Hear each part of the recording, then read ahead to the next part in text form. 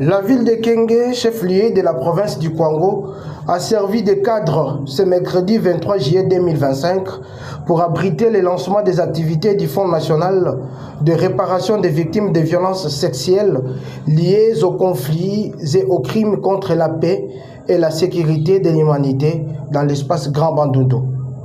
Cette opération vise à établir une liste consolidée et unique des victimes de graves exactions commises en 1997 lors de l'entrée de la fidèle et celles perpétrées par la milice Mobondo dans le Mai-Ndombe, une partie du Kwilu et au Kwango depuis presque 3 ans.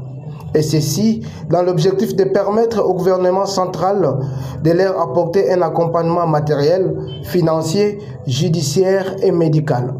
C'est le gouverneur de Provence, son Excellence Willy Bituisila, qui a offert son hospitalité à une forte délégation venue de Kinshasa pour certains, du Kwilu et Mai-Ndombe pour les autres.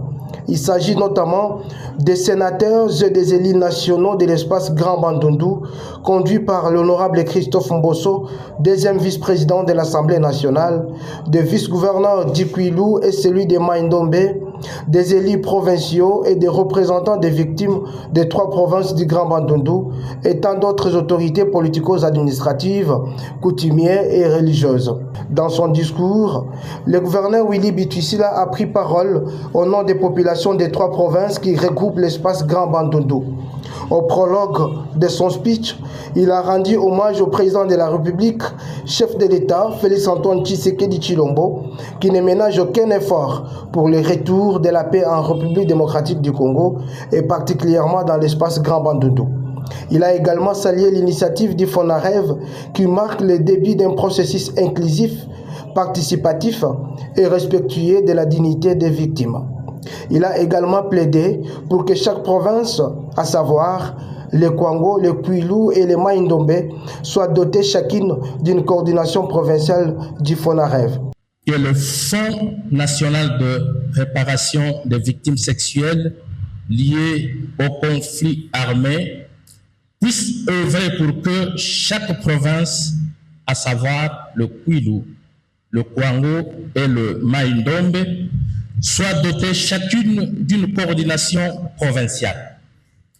Ceci permettra un processus de proximité dans nos communautés respectives. Tour à tour, les représentants des victimes ont chacun plaidé pour le retour effectif de la paix et des habitants dans leurs milieux respectifs. En réponse aux recommandations et aux cris de pleurs poussés par les différentes victimes, le directeur général du FONAREV a souligné que ceci est le cahier des charges de concertation nationale et a martelé que ces victimes ne seront plus jamais seules grâce au FONAREV. Votre attachement inéluctable aux victimes est un message fort, qu'ils ne seront plus jamais seuls dans leur souffrance et dans la quête de leur dignité. Le FONAREV est plus que jamais déterminé, mobilisé et rangé pour que cet espoir devienne une réalité dans le Grand Bandundu. Je vous remercie pour votre attention et votre engagement constant en faveur des victimes. Après une série de photos de famille, il a également été demandé aux participants de créer des groupes de réflexion en tripartite autour des élus nationaux de chacune des 3 provinces qui regroupent l'espace Grand Bandundu. Prenant la parole, l'honorable Christophe Mbosso a d'abord salué cette initiative de la création du FONAREV, l'œuvre personnelle de la première dame Denise Nyankirou. Poursuivant son speech, le patriarche Christophe Mbosso a invité toutes les populations de l'espace Grand Bandundu à cultiver le vivre ensemble en mettant de côté le tribalisme, le régionalisme et le séparatisme.